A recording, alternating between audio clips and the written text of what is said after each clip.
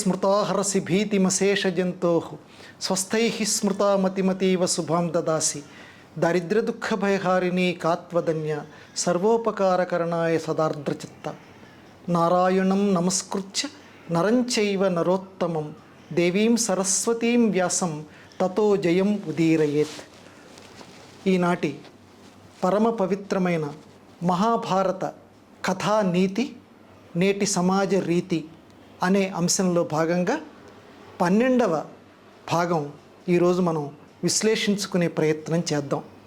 ఈ 12వ భాగంలో వ్యాసమహాముని యొక్క పుట్టుక మనకి కనపడుతుంది. జనమేజయ చక్రవర్తి ఆస్థానంలో అనేక మంది కూర్చున్న తర్వాత వైశంపాయనుడు అనేటువంటి ఈ వ్యాస భగవానుడి యొక్క శిష్యుడు ఈ వ్యాసుడి యొక్క జన్మ ప్రకారాన్ని అందరికీ వినిపిస్తాడు.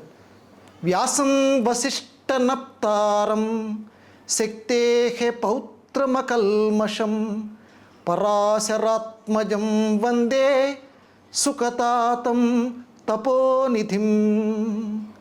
ఇది వ్యాస భగవానుణ్ణి పొగుడుతూ అనాదిగా సంప్రదాయ సిద్ధంగా ఉన్నటువంటి శ్లోకం. వ్యాసం వసిష్ఠనప్తారం, వశిష్ఠుడికి మునిమనుమడు, శక్తేహ పౌత్రం, శక్తి అనేటువంటి వాడికి మనవడు, అకల్మషం, ఎటువంటి కల్మషము లేనటువంటి వాడు, పరాశర మహాముని యొక్క కుమారుడు, పరాశరాత్మజం వందే సుఖ తాతం. సంస్కృతంలో తాత అంటే నాన్న అని అర్థం, తెలుగులో తాత అంటే నాన్న యొక్క నాన్నని తాత అంటాం, కానీ సంస్కృతంలో మాత్రం తాత అంటే నాన్న అని అర్థం. సుకుడు అనేటువంటి ఒక మహర్షి యొక్క నాన్నగారు, సుఖతాతం తపోనిధిం, తపస్సుకి నిధి అయినటువంటి వాడు వ్యాసుడు.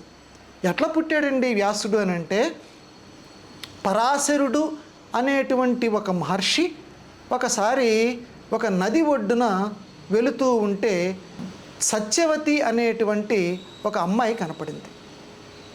ఆ సత్యవతి ఎవరంటే, ఈ చేపలు పట్టుకునేటువంటి మత్స్యకారులు ఎవరైతే ఉన్నారో వాళ్ళకి సంబంధించినటువంటి స్త్రీమూర్తి సత్యవతి. ఆ సత్యవతి కనపడితే అంటే ఆవిడ పేరే మత్స్యగంధి అంటారు. అంటే మనిషి దగ్గర నుంచి చేపల వాసన కొడుతోంది.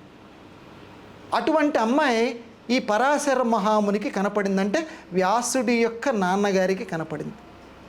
కనపడితే ఈయనన్నాడు, మరి గొప్ప ముని కదండి, తపస్వి కదండి, కథ ముందు జాగ్రత్తగా తెలుసుకుందాం, తర్వాత విశ్లేషించుకుందాం.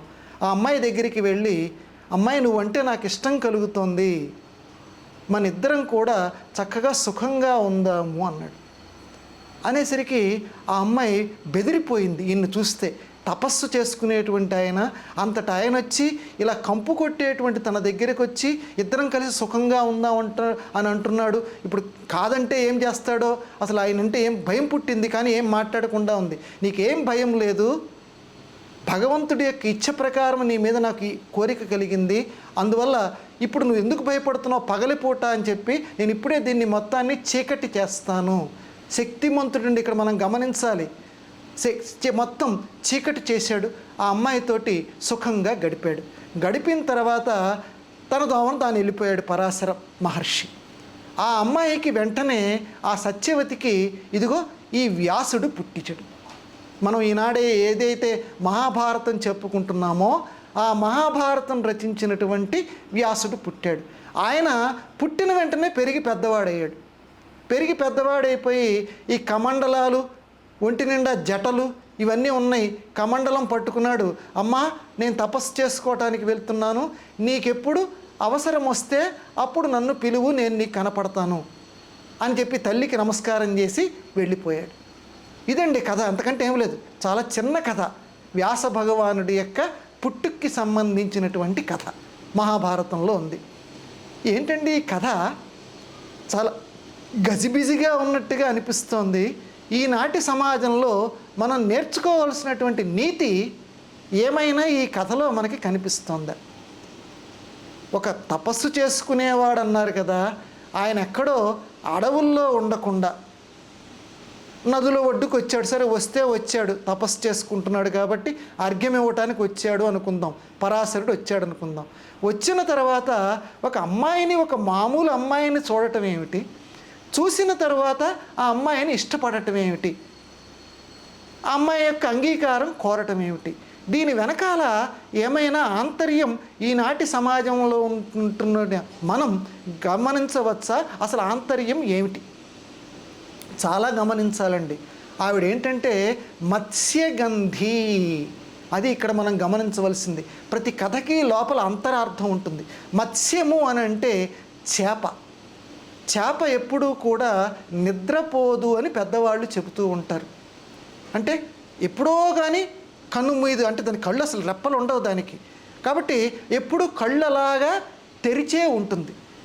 ఎప్పుడూ కళ్ళు తెరిచి ఉంటుంది అంటే ఎప్పుడూ కూడా జ్ఞానము కలిగినటువంటి వారుగా సమాజంలో ఉన్న వ్యక్తులు బతకాలి.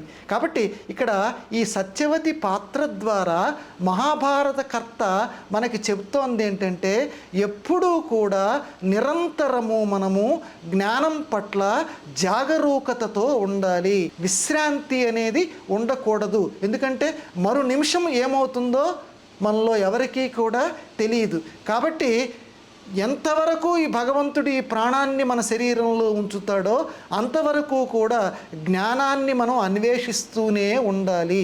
ఎందుకంటే ఆధునిక సమాజంలో కూడా మనకి సోక్రటీస్ కథ మన అందరికీ తెలుసు. ఎందుకనంటే ఆయన చిట్ట చివరి నిమిషంలో ఆయన చేసేటువంటి బోధలు అక్కడ ఉన్నటువంటి రాజులకి బాధ కలిగించి, నువ్వు చచ్చిపోవాలయ్యా, మేమందరం తీర్మానించాము అన్నారు సోక్రటీస్ని అని చెప్పి విషం కలిపినటువంటి పాత్రని సోక్రటీస్కి ఇచ్చారు. ఇచ్చి అది తాగేస్తే చచ్చిపోతాడు అనమాట. అందరు చుట్టూతో నుంచున్నారు, భటులందరూ తాగు అంటున్నారు. శిష్యులు చేరారు, సోక్రటీస్ శిష్యులు. అయ్యా మీరు చనిపోబోతున్నారు కదా, గొప్ప జ్ఞానులు కదా మీరు, ఒక్క సందేశం మాకు అందించండి అని ఆ శిష్యులు అంటే చిట్ట చివరి సందేశం అందించండి అని ప్రార్థన చేస్తే ఆ తాగబోయే ముందుగా సోక్రటీస్ చెప్పిన మాట, నాకు ఏమీ తెలియదని నేను తెలుసుకున్నాను.